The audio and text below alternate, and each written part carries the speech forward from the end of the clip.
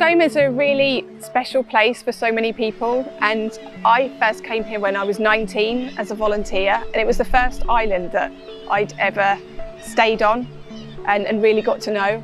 So it's got a really important place in my life, and it's really coming to Skomer as a teenager that has kind of shaped everything I've done since. So I live in Pembrokeshire now, I love islands, my job is completely island sort of centred.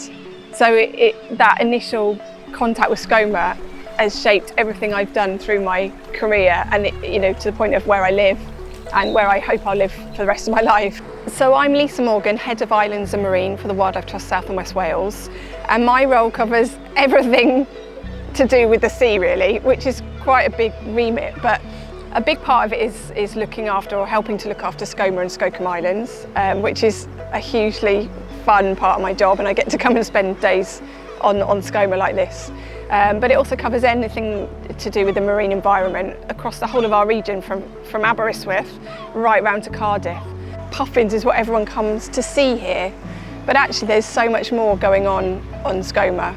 And I hope that people enjoy the puffins, but I hope they then see past that and see the other amazing seabirds and the other birds breeding on the island. So birds like oyster catchers that are breeding on the plateau of the island, birds like sedge warblers, noisy in the wet places around our ponds that visitors will definitely hear and then hopefully see coming up the stems of the vegetation. And there's short-eared owls that hunt by day, which people are really surprised to see. So there's a lot here if you just look away from the puffins just for a minute, and I know it's hard to do, and it's just worth sitting and listening and taking it all in sometimes. So one of the other seabirds that people will almost certainly hear when they come to Skomer, but they may not notice at first, are kittiwakes. And there are kittiwakes breeding on the cliff behind us, and you can hear them. They're making a huge row at the moment, I don't know why. Something's obviously upset them, but you should be able to hear them calling their name. So they call kittiwake, kittiwake, kittiwake. And lots of people will hear that, but it may not click that that's what you're hearing when you're walking around Skomer. But they're fabulous seabirds. They're gulls, so they're small gulls, lovely dark slaty grey back with black wingtips like they're dipped in paint. They've got a really clean white face with a big black eye, so they look quite appealing birds to look at. Really beautiful pale yellow bill. And then when they're on their breeding sites like this and they're calling their name or they're feeding their chicks and they open the bill, you'll see this bright orange gape, which is really striking as well. So they're really beautiful birds. They look quite small and dainty, but they're actually pretty bomb-proof actually. They spend most of their time at sea. So they're really oceanic, pelagic species that when they're not breeding on the cliffs here on Skomer, can cross the Atlantic. The young birds, when they leave here, go all the way across to Canada. So they're doing massive distances through our winter months when it's stormy at sea.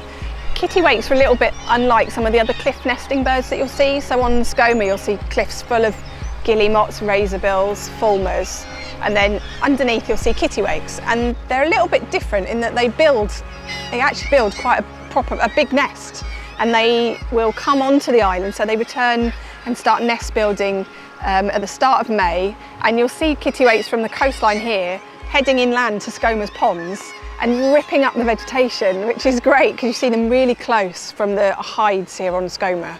And then they'll come back with the vegetation and build a really substantial nest like the other gulls do on Skomer. And they lay their eggs in usually about the 3rd week of May, so after that nest is fully built and can hold the eggs. So the chicks will fledge probably the 3rd week of July. We'll start to see chicks fledging into the beginning of August. So it's quite a quick breeding season, and those chicks, you'll see them behind us now. They're quite small and fluffy at the moment, but they're going to grow quite quickly.